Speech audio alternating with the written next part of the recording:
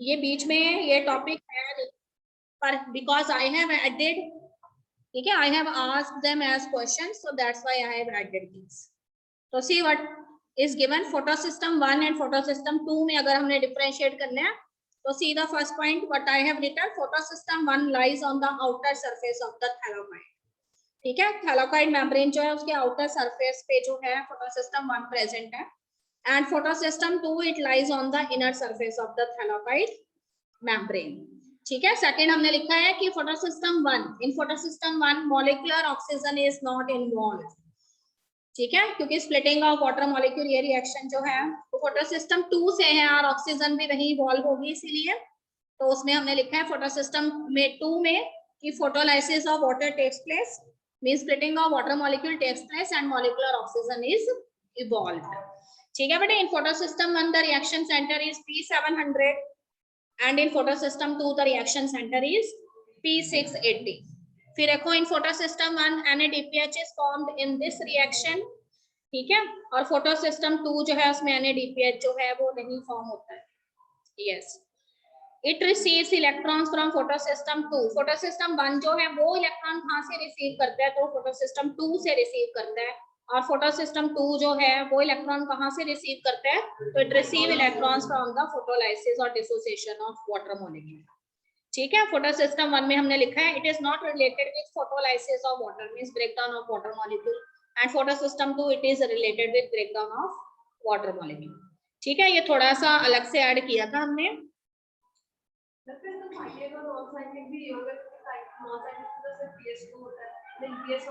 दोनों कोऑर्डिनेशन में होते हैं। ठीक है, हाँ, बस उसी के बारे में पूछा है कि उसमें इलेक्ट्रॉन कहाँ से आ रहे हैं, तो वो फोटो सिस्टम 2 से रिसीव कर रहा है, फोटो सिस्टम 2 कहाँ से रिसीव कर रहा है, स्प्लिटिंग ऑफ वाटर मॉलिक्यूल से। ठीक है बेटे, अगला भी ऐसे लिखा हुआ है, देखो cyclic and non cyclic photophosphorylation में हमने लिखा है cyclic photophosphorylation only photo system 1 is evolve. ठीक है, एक ही फोटो सिस्टम इसके अंदर इन्वॉल्व होता है, एंड नॉन साइक्लिक फोटोफॉस्फोराइलेशन में both the photo system 1 and 2 both are involve.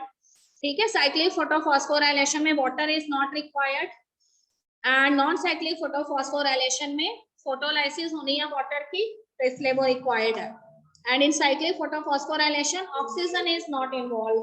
ठीक है, ऑक्सीजन इवॉल्व नहीं होती इसमें, एंड नॉन साइक्लिक फोटोफॉस्फोराइलेशन में ऑक्सीजन इवॉल्व होती है।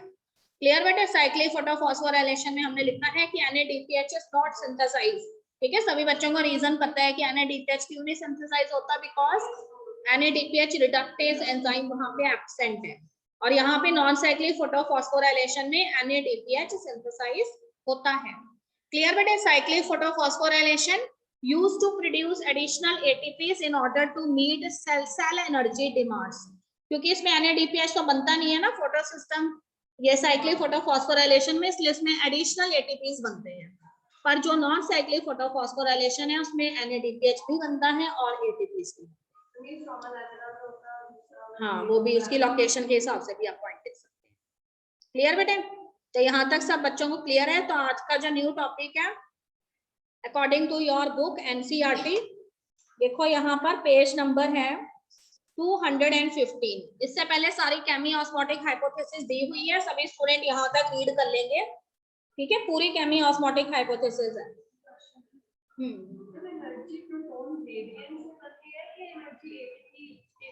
प्रोटीन जो प्रोटीन ग्रेडियंट है ना, उसका इतना सा रोल है कि वो कंसेंट्रेशन के बेसिस पे प्रोटॉन्स का मूवमेंट उसके बेसिस पे होगा। देखो, जब किसी भी जगह पे एक तरफ ज्यादा प्रोटॉन होंगे और दूसरी तरफ कम होंगे, तो जब प्रोटॉन ग्रेडियंट इस्टेब्लिश हो जाएगा तभी तो वो प्रोटॉन्स जो है वो दूसरी तरफ जाने की कोशिश करेंगे ना, और जब वो जाने की कोशिश करेंगे, ठीक है, एक रीजन तो उनका यही है कि they have to carry the electron, और उन्होंने इलेक्ट्रॉन को दूसरी साइड छोड़ना है, because they are some of their electron acceptors they are lying on other side.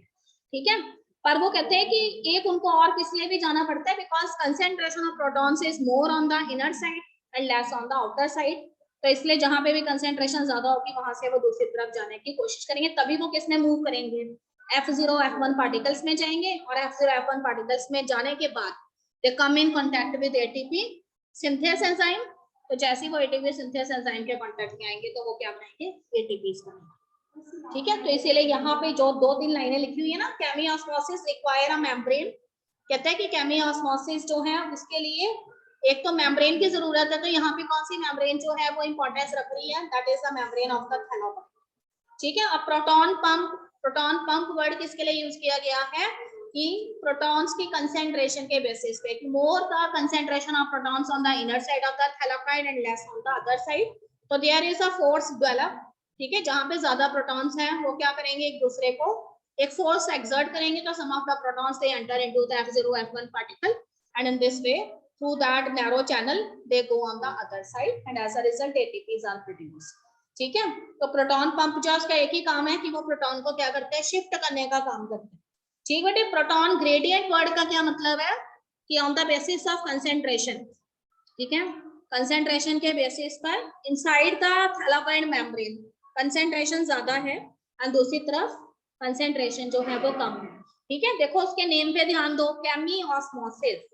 ठीक, केमी वर्ड यूज किया गया है केमिकल्स के लिए एंड ऑस्मोसिस आपको पता है ऑस्मोसिस क्या होता है, मूवमेंट होता है मॉलिक्यूल्स का from high to low concentration but through a semi permeable membrane. Semi permeable membrane की तरह कौन बिहेव कर रही है यहाँ पर, मेम्ब्रेन ऑफ द थैलाकोइड। ठीक है बेटे, सारी चीजें पता लग रही है। फोर्थ इंपॉर्टेंट कंपोनेंट क्या है केमी ऑस्मोटिक हाइपोथेसिस का, एटीपीएस एंजाइम। और एटीपीएस एंजाइम कहाँ प्रेजेंट है, ऑल ऑफ यू नो कि it is present inside the channel of F0 F1 particle which is embedded in the thylakoid membrane। ठीक है बेटे, तो इस तरह से ये सारे जो है वो इंपॉर्टेंट रोल प्ले करते हैं in the synthesis of ATPs। Clear? Along with the NADPH produced by the movement of electrons, the ATP will be used immediately in the biosynthetic reaction taking place in the stroma and responsible for fixing carbon dioxide and synthesis of sugar। ठीक है बेटे, अभी तक जितना भी हम study कर रहे थे ना ये सारा फोटोकेमिकल फेज था। ठीक है, तो फोटोकेमिकल फेज में तुम्हें कहीं पर भी ये नहीं बताया गया था कि कार्बन डाइऑक्साइड जो है उसका रिडक्शन होना है। आपको बताया था कार्बन डाइऑक्साइड का रिडक्शन होने के बाद when the carbohydrates are formed, all of these events they come under the biosynthetic phase, जिसको हम क्या कहते हैं, डार्क फेज भी कहते हैं। और डार्क फेज हम उसको इसलिए कहते हैं क्योंकि उस समय वो कहते हैं कि जब रिडक्शन होता है CO2 का और उससे कार्बोहाइड्रेट्स बनते हैं, उस समय लाइट अवेलेबल नहीं होती। ठीक है, तो लाइट अवेलेबल नहीं है फिर भी रिएक्शन कैसे हो रही है, तो यहाँ पे वो कहते हैं कि लाइट रिएक्शन के दौरान the energy rich molecules they are synthesized which are ATPs and NADPH, and these energy rich molecules they are responsible for the triggering of the next reaction which is the dark phase of the photosynthesis। और उसी में ये energy rich molecules ATPs और NADPH जो है वो use होंगे और उसी से क्या होगा, कार्बन डाइऑक्साइड का रिडक्शन होगा और कार्बन डाइऑक्साइड का रिडक्शन होने के बाद क्या बनेंगे, कार्बोहाइड्रेट्स बनेंगे। ठीक है, अब अगला पैराग्राफ जो है वो सारा बायोसिंथेटिक फेज से रिलेटेड है। तो देखो where are ATPs and NADPH used. अब आपको ये तो पता लग गया कि during the light reactions the energy rich molecules they are formed which are ATPs and NADPH। ठीक है बेटे, तो you know that from photosystem 1 and 2, so if I am talking about both the photosystem 2 as well as 1, this means I am here talking about the non-cyclic photophosphorylation। तो you know that कि non-cyclic photophosphorylation जो थी उसमें दोनों ही photosystem थे और हमें ATPs भी मिले थे और हमें NADPH भी मिले थे, पर जो साइक्लिक फोटोफॉस्फोराइलेशन थी उससे हमें क्या मिले थे, सिर्फ ATPs मिले थे। अब वो कहते हैं कि ये जो ATPs एंड NADPH बने हैं इनका अब क्या होगा। ठीक है, तो उसी के बारे में उसने बताया हुआ है कि the products of the light reactions which are ATPs NADPH। ठीक है, और along with ऑक्सीजन, क्योंकि स्प्लिटिंग ऑफ वाटर मॉलिक्यूल से कौन सी गैस इवॉल्व हुई थी, ऑक्सीजन गैस। तो देखो ऑक्सीजन तो बिल्कुल क्लियर कट है कि this oxygen gas it diffuses out of the chloroplast, ये तो क्लोरोप्लास्ट से बाहर चले जाएगी। पर ATP और NADPH का क्या होगा, तो this ATP and NADPH they are used to derive the processes that later leads to the synthesis of food। ठीक है, अब वो कहता है कि जो कार्बोहाइड्रेट बनने हैं बाद में वो रिएक्शन जो है उसमें जो एनर्जी रिक्वायर्ड है उसको सेटिस्फाई कौन करेंगे, ATP और NADPH करेंगे जो एक्चुअली लाइट रिएक्शन के प्रोडक्ट्स थे। ठीक है, तो इसीलिए इस फेज को क्या बोला गया है, बायोसिंथेटिक फेज ऑफ फोटोसिंथेसिस। तो यहाँ पे उसने सिंपली लिखा है कि सिंथेसिस ऑफ फूड का मतलब यहाँ पर है शुगर्स। तो शुगर वर्ड किसके लिए यूज किया गया है, कार्बोहाइड्रेट्स के लिए यूज किया गया है। ठीक है, अब देखो पीछे उसका आंसर भी दे रहा है कि the process does not directly depend on the presence of light but it is dependent on the products of the light reactions that is ATP and NADPH। इसीलिए इसको डार्क फेस भी कहते हैं, क्योंकि यहाँ पे कोई लाइट की रिक्वायरमेंट नहीं है। ये सारी रिएक्शंस जो हैं वो लाइट की एब्सेंस के अंदर हो रही हैं, और इसमें जो एनर्जी रिक्वायर्ड है वो कौन प्रोवाइड कर रही है? लाइट रिएक्शंस के प्रोडक्ट्स, जो कि एटीपी और NADPH है। ठीक है, तो इसके अलावा वो कहते हैं कि और रॉ मटेरियल की फॉर्म में क्या प्रेजेंट है? देखो वाटर मॉलिक्यूल का तो स्प्लिटिंग हो गई थी पहले ही लाइट रिएक्शन के दौरान। कौन बच गया? कार्बन डाइऑक्साइड बच गई ना। तो कार्बन डाइऑक्साइड जो है उसका रिडक्शन जो है वो यहाँ पर है। ठीक है बेटे, कार्बन डाइऑक्साइड का रिडक्शन होने के बाद कार्बन डाइऑक्साइड किस में कन्वर्ट हो जाएगी? कार्बोहाइड्रेट्स में कन्वर्ट हो जाएगी, and the simplest type of carbohydrate is glucose. Clear बेटे? तो अब वो कहता है कि डार्क रिएक्शन वर्ड इसलिए यूज किया गया क्योंकि all the reaction that takes place in the absence of the light. Now what is given in the third paragraph, very very important. ठीक है, there was a scientist and his name was Melvin Calvin. ठीक है, तो Melvin kelvin जो scientist थे, जिनको सिर्फ kelvin के नेम से जाना जाता है। तो थर्ड पैराग्राफ देखो, मेरी बुक के अकॉर्डिंग तो यही है, न्यू बुक में देख लो कहां पर है। ठीक है बेटे, अब वो कहते हैं कि ATP and NADPH are used in the biosynthetic phase. जो एटीपी है और NADPH जो है ये बायोसिंथेटिक फेज के अंदर यूज होंगे, और इसी की वजह से कार्बन डाइऑक्साइड का रिडक्शन होगा। कार्बन डाइऑक्साइड रिड्यूस होकर क्या बना देगी? कार्बोहाइड्रेट्स बना देगी। Now the one thing which is very very important is कि वो कहते हैं कि when the fixation of the carbon dioxide takes place, जब कार्बन डाइऑक्साइड जो है उसका फिक्सेशन होता है, तो सबसे पहले जो है कार्बन डाइऑक्साइड का फिक्सेशन होने के बाद कौन सा प्रोडक्ट मिलता है? कितने कार्बन वाला वो प्रोडक्ट होता है? तो इसके बारे में बताया था किसने? साइंटिस्ट कैल्विन ने। ठीक है, तो मेल्विन कैल्विन जो साइंटिस्ट थे, उन्होंने अपनी इस बात को डिस्कवर करने के लिए ही has used the radio active isotope, carbon का आइसोटोप उन्होंने यूज किया था which is known as carbon 14। ठीक है बेटे, कार्बन 14 रेडियो एक्टिव कार्बन 14 को लेकर उन्होंने एल्गी के अंदर फोटोसिंथेसिस जो है उसको स्टडी किया, and on the basis of that he is successful in finding out that what is the first product after the fixation of the carbon dioxide. ठीक है, तो उन्होंने कहा कि जो फर्स्ट कार्बन डाइऑक्साइड जो है उसके फिक्सेशन होने के बाद बनने वाला फर्स्ट जो प्रोडक्ट होता है वो एक 3 कार्बन वाली एसिड होती है। And what is the name of that acid? The name of that acid is PGA। ठीक है, in short it is known as PGA, और इसका फुल नेम है 3-फॉस्फोग्लिसरिक एसिड। ठीक है, 3-फॉस्फोग्लिसरिक एसिड जो है उसने बताया कि फर्स्ट फिक्सेशन प्रोडक्ट है। कार्बन डाइऑक्साइड का फिक्सेशन होने के बाद जो पहली बार प्रोडक्ट बनता है वो 3 कार्बन वाली एक एसिड होती है, ऑर्गेनिक एसिड होती है, जिसका नेम है 3-फॉस्फोग्लिसरिक एसिड या फिर PGA। But the very important thing is कि not all in all the plants this 3 carbon organic acid is formed। ठीक है, उन्होंने कहा कि those plants which are जिनके अंदर की ये 3 कार्बन वाली ऑर्गेनिक एसिड बनती है, यानी PGA बनती है, फॉस्फोग्लिसरिक एसिड बनती है, वो कंपाउंड्स जो है उनको उन्होंने, वो प्लांट्स जो है उनको उन्होंने नेम दिया C3 प्लांट्स का। ठीक है, और उन्होंने कहा कि these C3 plants they are adapted to a particular range of light that is actually available in the terrestrial habitat।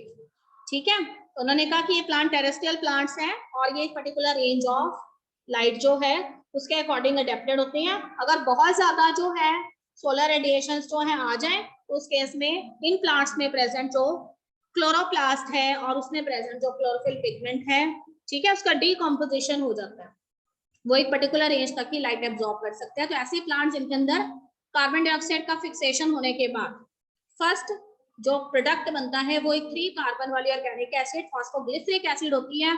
Such plants are known as the C3 plants. ठीक है, but this is not only the case, तो he has discovered, ठीक है, so many experiments are conducted after Calvin also. तो उन experiment से ये पता लगा कि not in all the plants the organic acid which is formed is a 3 carbon acid, there are some group of plants जिसमें कि कार्बन डाइऑक्साइड का फिक्सेशन होने के बाद 4 कार्बन वाली ऑर्गेनिक एसिड बनती है, और वो 4 कार्बन वाली ऑर्गेनिक एसिड का नेम क्या है यहाँ पर? Oxaloacetic acid. ठीक है बेटे, तो उन्होंने कहा कि ऐसे प्लांट्स जिनके अंदर कार्बन डाइऑक्साइड का फिक्सेशन होने के बाद एक 4 कार्बन वाली ऑर्गेनिक एसिड बनती है जिसका नेम ऑक्सैलिक एसिड है, उन प्लांट्स को हम क्या कहेंगे? C4 प्लांट्स कहेंगे। और C4 प्लांट्स की सबसे इंपॉर्टेंट बात है कि these C4 plants they are adapted to a wider range of, ठीक है, सोलर रेडिएशन से ज्यादा सोलर रेडिएशन एंड टेम्परेचर जो है उसके अकॉर्डिंग अडेप्टेड हैं। ठीक है, इसमें जल्दी से फोटो ऑक्सीडेशन नहीं होता है क्लोरोफिल का। ठीक है, तो ऐसे प्लांट्स जिनके अंदर C3 एसिड बनती है यानी PGA बनती है, ठीक है, उसमें पूरा का पूरा जो पाथवे चलता है जिसमें अलग अलग टाइप ऑफ प्रोडक्ट बनते हैं, उसको उन्होंने क्या नेम दिया, C3 पाथवे का। तो C3 पाथवे जो है वो जिन साइंटिस्ट ने नेम दिया था उनका नेम केल्विन था, and in honour of the scientist the entire pathway is known as Calvin cycle. ठीक है, नीचे देखो तुम्हें केल्विन साइकिल नजर आ रहा है जिसके 3 फेसेस है। तो याद रखो कि केल्विन साइकिल जो है वो केल्विन नाम के साइंटिस्ट ने दिया था, and he has given the entire list of the products that are formed after the C3 acid which is PGA। सिर्फ PGA नहीं बनता, PGA आके और बहुत सारे कंपाउंड्स में कन्वर्ट होती है, एंड कैसे लास्ट में हमें 1 मॉलिक्यूल ग्लूकोज का मिलता है। तो ये पूरी एंटायर स्कीम जो है वो केल्विन ने दी थी। ठीक है बेटे, तो ये पूरा पैराग्राफ रीड कर लेंगे सभी स्टूडेंट, आपको सब कुछ पता लग जाना है। देखो, another group of plants where the first stable product of carbon dioxide fixation was again an organic acid, but one which has 4 carbon atoms in it. This acid is identified as oxaloacetic acid. ठीक है, since then carbon dioxide assimilation during photosynthesis was said to be of 2 main types.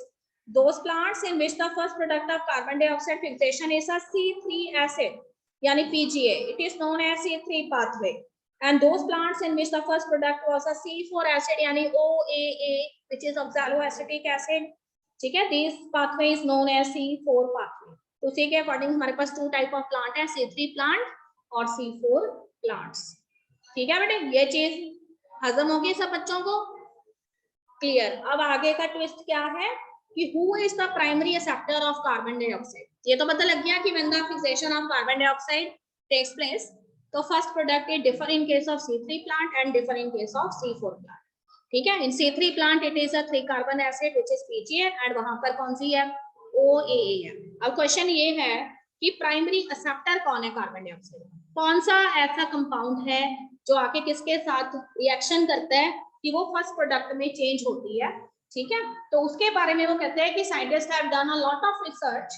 ठीक है, बहुत time तक जो है scientist जो है उन्होंने ये रिसर्च का काम करते रहे, and they are not becoming successful because they are trying to find out that if the resultant product is a 3 carbon acid, तो इसका मतलब एक्सेप्टर जो है वो 3 कार्बन एसिड अगर मतलब बनती है लास्ट में, तो इसका मतलब कार्बन डाइऑक्साइड का एक्सेप्टर जो है वो उससे कम कार्बन वाला होना चाहिए।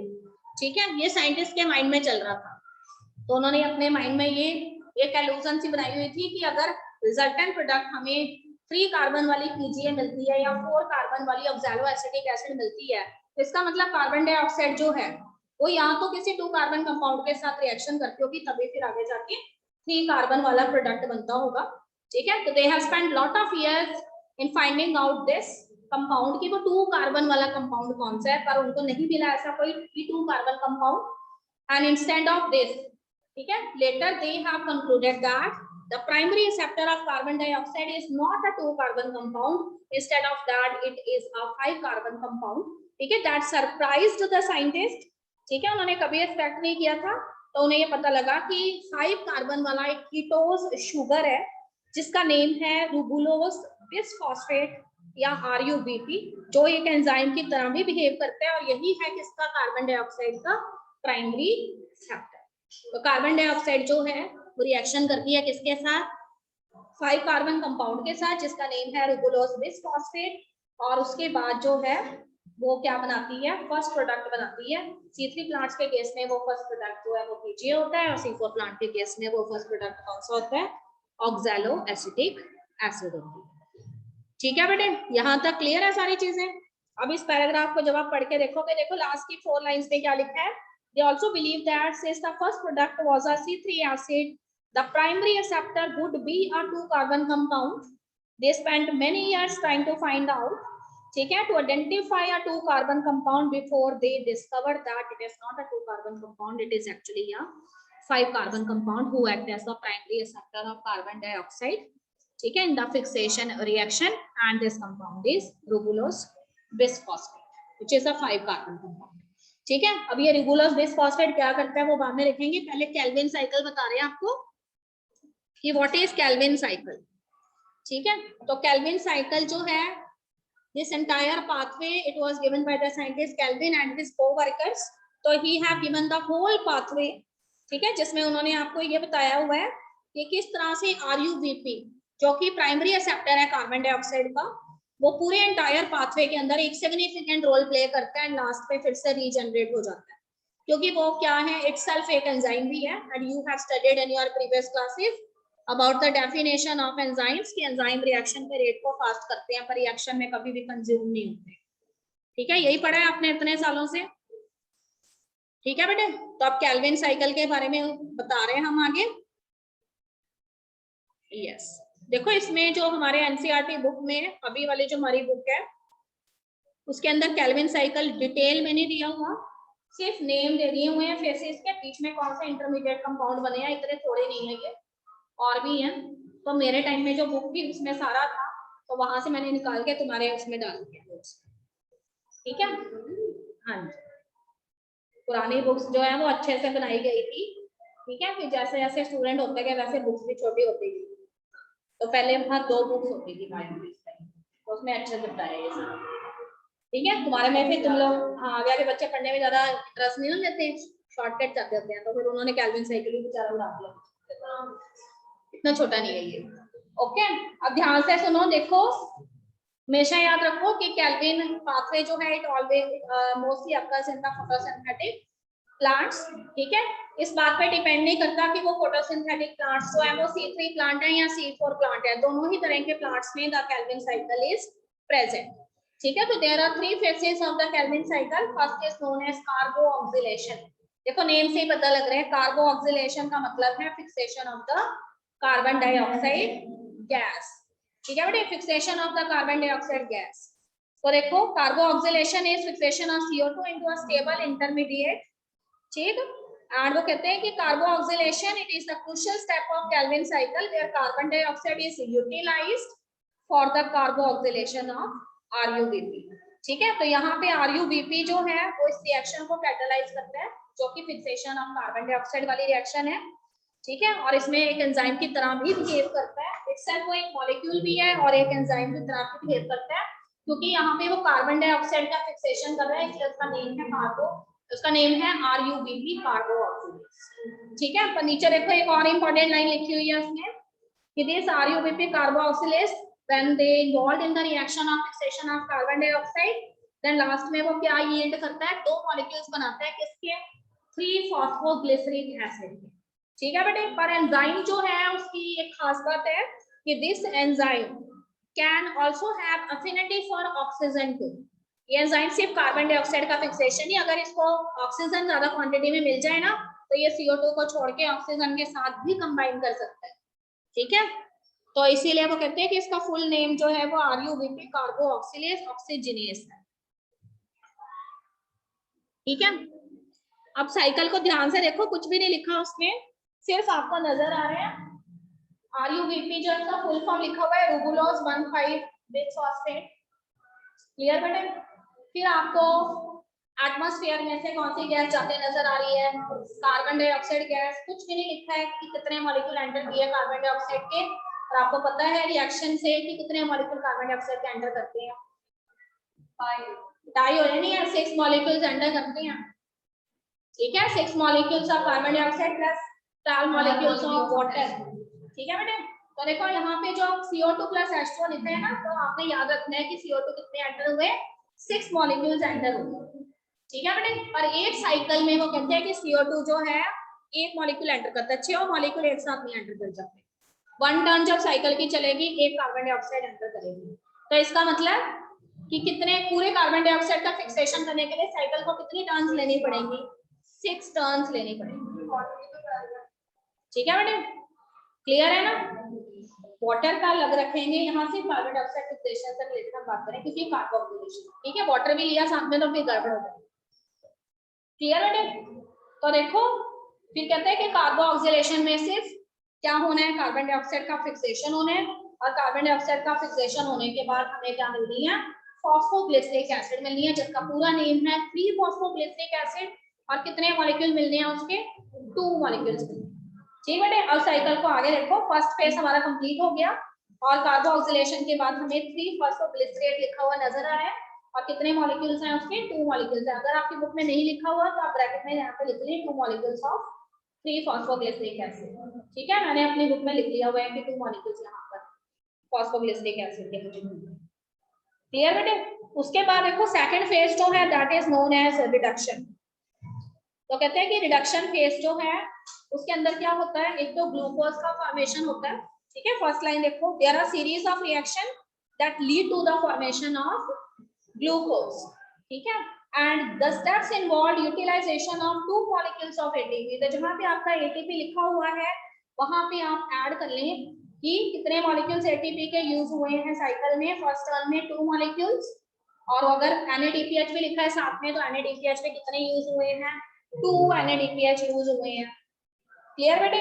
फिर देखो एटीपी अगर 2 यूज हुए, NADPH में 2 यूज हुए, तो एटीपी जो है उसका ब्रेकडाउन होने के बाद और NADPH का भी ब्रेकडाउन हो गया, तो एटीपी का ब्रेकडाउन अगर एक मॉलिक्यूल हो गया है, एक इनऑर्गेनिक फॉस्फेट उसमें से चला जाएगा ना, तो एटीपी किसमें कन्वर्ट हो जाएगा, ADP में। उसी तरह से देखो NADPH का भी अगर ब्रेकडाउन हो जाएगा तो उसमें से इनऑर्गेनिक फॉस्फेट अलग हो जाएंगे और NADP जो है वो अलग हो जाएगा। ठीक है, उसके बाद उसने सिंपली लिख दिया है कि ये सारी चीजें होने के बाद, ठीक है, आपको लास्ट में रिडक्शन जब कंप्लीट हो जाता है तो हमें फिर क्या मिलता है, ट्रायोस फॉस्फेट मिलता है। अब इस ट्रायोस फॉस्फेट जो कंपाउंड है उसका यहाँ पे नेम नहीं दिया हुआ, तो ये फिर से मैं बताऊंगी आपको केल्विन साइकिल और बीच में क्या गड़बड़ हुई है और कौन कौन सी चीजें बनी है वो आपको बताई जाएगी। ठीक है, फिलहाल आप अभी बुक के अकॉर्डिंग चले, क्योंकि ये जब आपको क्लियर हो जाएगा फिर आपको डिटेल में बताएंगे क्या।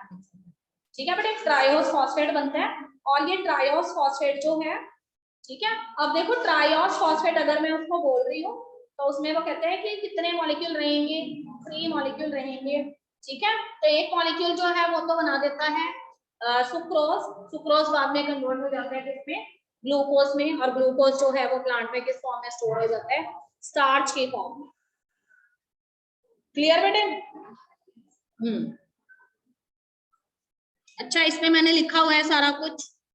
तो देखो सबसे पहले जो है जब कार्बोक्सिलेशन कंप्लीट हो गया था तो उस समय हमें 3 फॉस्फोग्लिसरिक एसिड मिली थी ना, और 3 फॉस्फोग्लिसरिक एसिड के बाद फिर वो उसका फर्दर कन्वर्जन होता है और वो कन्वर्ट हो जाती है 1,3 से सुनेंगे 1,3 बिस फॉस्फोग्लिसरेट में।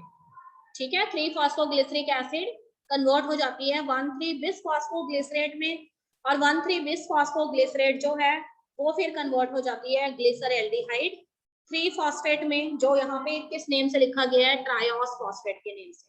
तो आपने याद रखना है ट्रायोस फॉस्फेट जो है वो ग्लिसरल्डिहाइड 3 फॉस्फेट है। ठीक है बेटे, अगर लिखना चाहते हो तो उसके साथ लिख लो, जहां पे भी ट्रायोस फॉस्फेट लिखा है उसके साथ ब्रैकेट में लिख लीजिए, उसका नेम है ग्लिसरल्डिहाइड 3 फॉस्फेट।